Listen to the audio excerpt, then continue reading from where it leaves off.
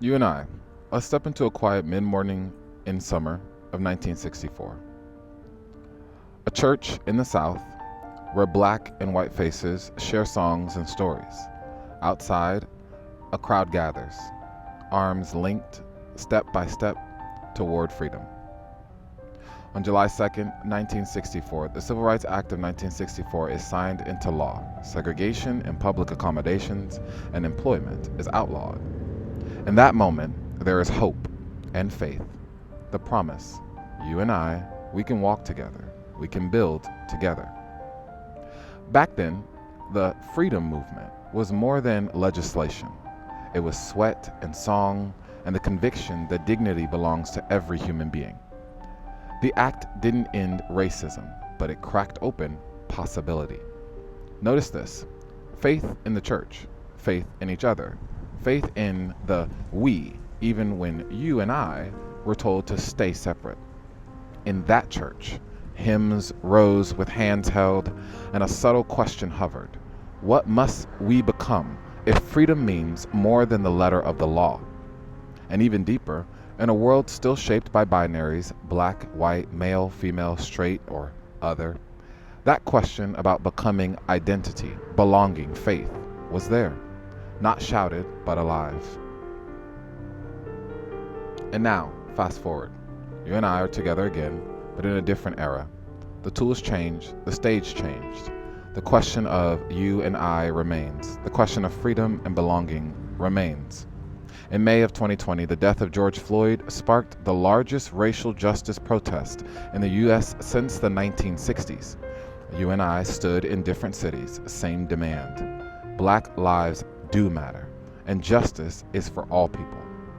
The voices of children, elders, mothers, fathers, allies, all saying, freedom is not yet fulfilled. Notice how this moment asks us, who am I? Who are you? And who are we in this next chapter? The we now includes those who were told they didn't fit the norm, those whose gender, sexuality, faith, or identity may have quietly questioned the structures that were around them. Even when the conversation is about race and justice, there's a deeper undercurrent. What if freedom also means the freedom to become? Free to love, free to identify, free to hold faith beyond the narrow definitions we inherited.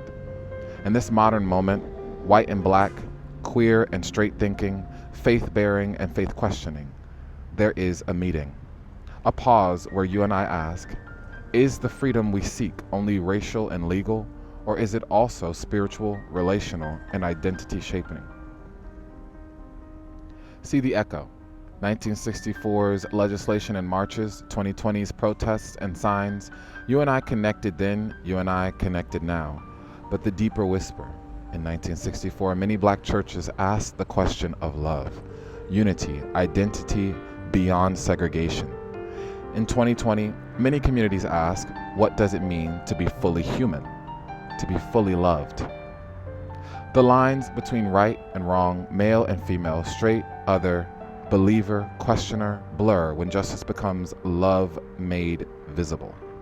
Here, you and I both step into vulnerability. We both ask, can we accept each other beyond the boxes we were given? Can we stand together, faithful but free, loving but unsettled, united but distinct? And so, the you is me, the I is you. We hold hands across time. We carry the weight of the ancestors and the hope of the future. So here we are, you and I connected by story and by silence, by song and by protest. The church of old and the streets of new both ask, what does it mean to belong, to love, to be free? The freedom that began with laws must now widen into freedom of identity, freedom of love, freedom of faith, and freedom of self. Not just for some, but for all you and I's. Let us carry the question forward, not just what happened, but what is becoming. And let us remember, when you hold my hand, you hold possibility. When I speak your name, I speak welcome. When we stand together, we become more than history. We become hope. Thank you.